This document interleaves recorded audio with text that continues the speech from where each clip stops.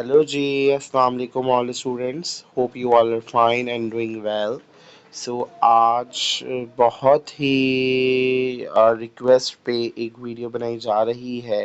काफ़ी दिनों से कमेंट्स आ रहे थे कि सर फर्स्ट ईयर इंग्लिश पे आप वीडियो बनाएं और preparation paper target paper upload करें ताकि हम इंग्लिश की भी तैयारी करें, क्योंकि बच्चे ज़्यादातर physics maths chemistry computer botany zoology को देख रहे होते हैं और जो इंग्लिश उर्दू एंड इस्लामियात को थोड़ा कम टाइम देते हैं as compare to other subject. तो परेशान होने की ज़रूरत नहीं है। आप लोगों के लिए एक बहुत अच्छा टारगेट पेपर डिज़ाइन कर दिया गया है, तो इसको फॉलो करो, अपनी तैयारी करो और लाजमी कमेंट्स करना कि आप लोगों को ये प्रिपरेशन पेपर कैसा लगा। सो बेटा, सबसे पहले अगर मैं कुछ पेपर पैटर्न के हवाले से बताऊं, सेक्शन ए में तो आपके एमसीक्यूज़ होते हैं, 20 एमसीक्यूज़ होते हैं। वो तो एक अलग ही पूरी प्रिपरेशन होगी एमसीक्यूज़ की। ठीक है, बेसिकली 100 मार्क्स का आपका पेपर होता है जिसमें से 20 मार्क्स के आपके एमसीक्यूज़ निकल जाते हैं। ठीक है, फिर उसके बाद section B and section C आता है।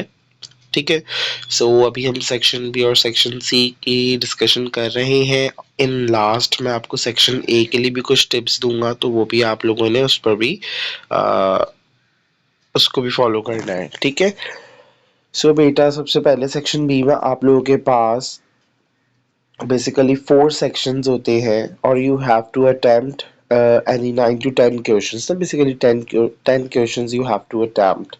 सो करना ये होता है कि at least 3 questions from each section you have to attempt.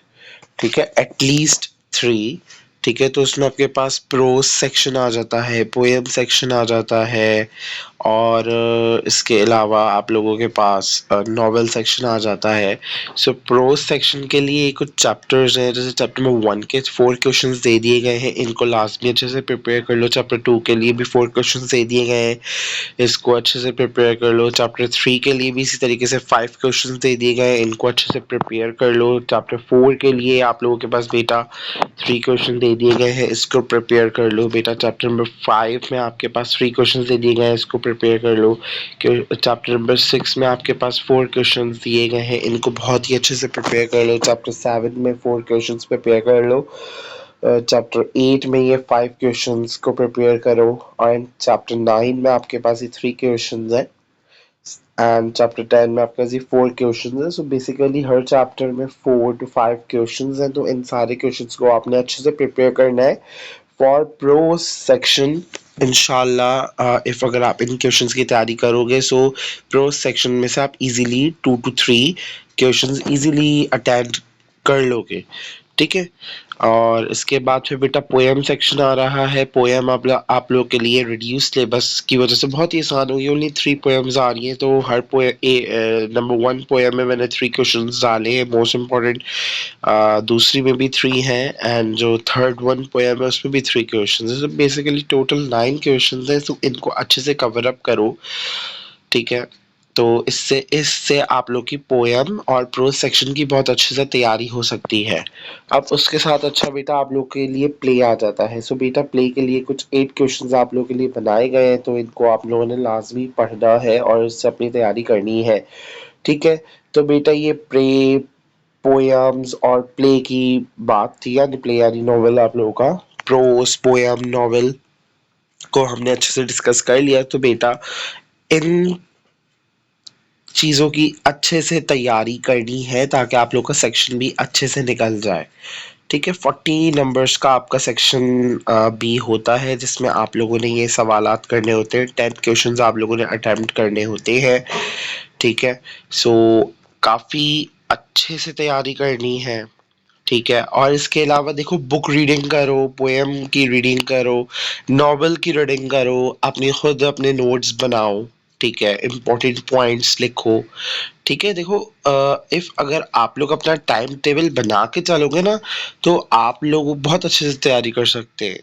ठीक है, इफ अगर आप फर्स्ट ईयर और सेकंड ईयर का सिलेबस देखो तो बहुत अच्छे से बच्चे इफ अगर अपनी रूटीन को मैनेज करके चल रहे हो ना तो आप लोग बहुत अच्छे से तैयारी कर सकते हो। इफ अगर रूटीन मैनेज नहीं है तो आप लोग तैयारी नहीं कर सकते। सो मैं हर फर्स्ट और सेकंड ईयर के बच्चे को यही टिप देता हूँ, अपनी रूटीन मैनेज करो, अपना टाइम सेट करो, ठीक है, और अपनी तैयारी करो। ओके। मैं ये नहीं कहूँगा कि इंग्लिश है तो इंग्लिश को आप लोग अपने 24 आवर्स दो, नहीं। अपना डे में टाइम सेट कर लो, अपने वीक में टाइम सेट कर लो कि भाई वीक में ये 3 डेज हैं, मुझे अपनी इंग्लिश को देने हैं। उन 3 डेज में मुझे 2-2 आवर्स करके मुझे 2 दफ़ा टाइम देना है, यानी एक दिन में मुझे 4 आवर्स देने हैं। उन 4 आवर्स में मैंने प्रिपरेशन पेपर्स को फॉलो करके तैयारी करनी है, उन 4 आवर्स में मैंने रीडिंग करनी है, रीडिंग करके नोट्स बनाने हैं। तो देखो अभी एग्जाम में आप लोगों के पास इफ अगर आप देखो 2 मंथ्स हैं तो आप लोग काफी अच्छे से तैयारी कर सकते हो। ठीक है, फिर जब आपको लगे कि आपकी अच्छी खासी तैयारी हो गई है तो आप कॉम्प्रिहेंसिव पेपर डिफरेंट कोचिंग्स के मिल जाएंगे, आपको हमारे कोचिंग के मिल जाएंगे, डिफरेंट और कोचिंग से मिल जाएंगे, उनको अटेम्प्ट करो, अपना एक खुद पेपर लो, 3 घंटे का अपना एक पेपर बनाओ या किसी भी कोचिंग कॉलेज का फॉलो करो, 3 घंटे के पूरे हिसाब से अपना पेपर अपने आप को दो, फिर उसे चेक करो, अपनी गलतियों को एनालाइज करो। इसी तरीके से बेटा प्रिपरेशन होती है। ठीक है, सो ये आप लोगों के पास कुछ इंपॉर्टेंट थी टिप्स फॉर प्रिपरेशन। अच्छा भाई, अब आप लोगों का एक सवाल आता है कि सेक्शन बी की ही बात कर रहा हूँ। सेक्शन बी में बेटा ग्रामर से रिलेटेड कुछ क्वेश्चंस आते हैं।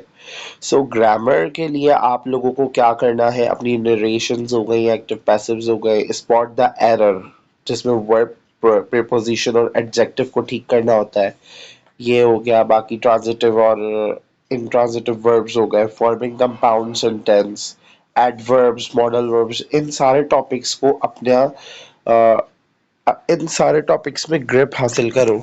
देखो कि अब ग्रामर की तैयारी कैसे कर सकते हो, कि देखो ग्रामर मैं समझता हूँ फर्स्ट और सेकेंड ईयर के बच्चों के लिए या 9 मैट्रिक के बच्चों के लिए कुछ भी नहीं है, क्योंकि इनिशियल लेवल से क्लास 1 से क्लास 2-3 से आप लोग ग्रामर के टॉपिक्स पढ़ते हुए आ रहे होते हो बहुत अच्छे से।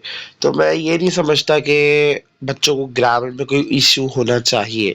सो बेटा अगर ग्रामर में कोई इशू है तो आप लोग मुझसे कांटेक्ट करो, मैं कुछ ऐसी क्लासेस रख लूँगा, 1 से 2 क्लासेस रख लूँगा आप लोगों के लिए, जिसमें आप लोगों को ग्रामर कवर अप करा दूँगा। लेकिन इसके अलावा भी आप लोग डिफरेंट सोर्सेज यूज़ करके आप लोग तैयारी कर सकते हो। अगर आप इन टॉपिक्स का नेम लिखो यूट्यूब पे, आपको बहुत अच्छे अच्छे लेक्चर्स मिल जाएंगे। आप इफ अगर चैट जीपीटी हो गया, डिफरेंट आप लोग के पास एआई की सोर्सेज है, वहाँ उनको यूज़ करके आप लोग अपनी अच्छी सी प्रिपरेशन कर सकते हो लाजमी। बहुत इजी सी बेटा ये ट्रिक्स है।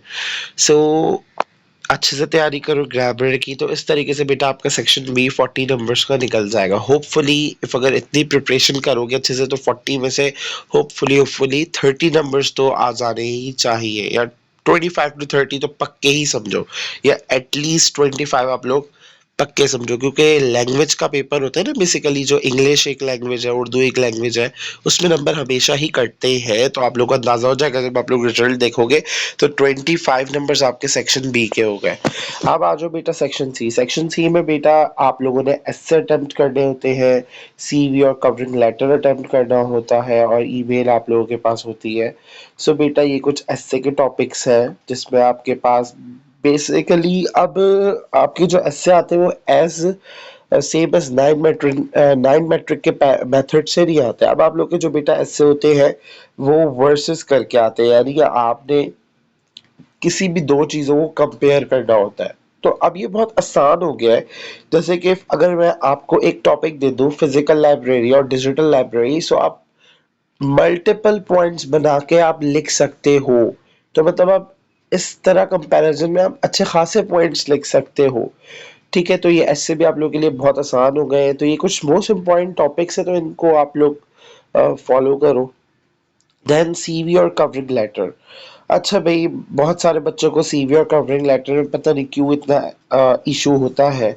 सो मैं आप लोगों के लिए मैंने पहले भी एक वीडियो बनाई थी सीवी और कवरिंग लेटर के लिए, तो वो आप लोग हमारे हमारी वीडियोस में जाके देख सकते हो सर्च करके। और इसके अलावा मैं एक काम करूँगा, जैसे ही एग्ज़ाम्स नज़दीक आएँगे तो मैं एक पैटर्न बना के डाल दूँगा, जिसमें बेटा आप लोग के पास लेटर का एक ही पैटर्न होगा और सीवी का एक ही पैटर्न होगा। उसमें मैं अच्छे से समझा दूँगा कि जब अकॉर्डिंग टू टॉपिक्स आप लोग क्या चीज़िंग करोगे, तो उसको याद करके आप लोगों का एक सवाल ये निकल जाएगा।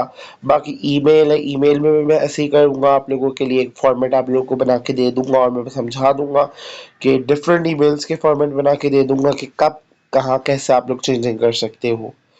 ठीक है, तो ये इसी तरीके से आपके पास बेटा जो ये सेक्शन सी है, इसमें भी आप 40 में से इजीली अगर ऐसे अच्छा लिखो, कवरिंग लेटर हो गया आपके पास, सीवी हो गई, ये अच्छा लिखो तो इजीली, और ईमेल्स अच्छे से से करो, तो ये सब करने के बाद इजीली आप 40 में से मिनिमम आप अच्छे नंबर्स 25 तो गेट कर ही सकते हो। यानी सेक्शन बी और सेक्शन सी को मिला के आपके 50 नंबर्स आउट ऑफ 100 तो डन हो गए, अगर आप लोग इस तरीके से अच्छे से तैयारी कर लो। बाकी इसके अलावा 20 नंबर एमसीक्यूज के जो होते हैं, उसके लिए आप ऐसे कर सकते हो, देखो बुक रीड करोगे, पोएम्स को रीड करोगे, प्रोज यानी अपने चैप्टर्स को अच्छे से रीड करोगे, तो नॉवेल को अच्छे से रीड करोगे तो फिर बेटा एमसीक्यूज निकलेंगे ही। ठीक है, इसके अलावा एमसीक्यूज में कुछ वर्ड्स मीनिंग आ जाती है, तो वर्ड्स मीनिंग अच्छे से पढ़ो जो बुक में गिवन है, अच्छे से अपनी तैयारी करो, तो 20 में से आप एटलीस्ट 10 to 15 नंबर्स ले सकते हो। यानी आप इजीली विद एवरेज प्रिपरेशन अपने इंग्लिश के पेपर में 60 to 65 इजीली स्कोर कर सकते हो। इफ अगर थोड़ा सा और हार्ड वर्क कर लो तो 70 75 तक तो आप इजीली जा सकते हो। ठीक है, और फर्स्ट या सेकेंड के लेवल पे 70 75 नंबर्स बहुत अच्छे नंबर्स होते हैं। ठीक है, तो उम्मीद है आप लोगों को ये वीडियो अच्छी लगी होगी, और इसी तरीके की वीडियो सिर्फ अगर और चाहिए है, जिन टॉपिक्स पे चाहिए है, तो वो टॉपिक्स आप लोग शेयर करो, उन पे हम वीडियोस बनाते हैं। सो थैंक फॉर वॉचिंग, अल्लाह हाफिज़।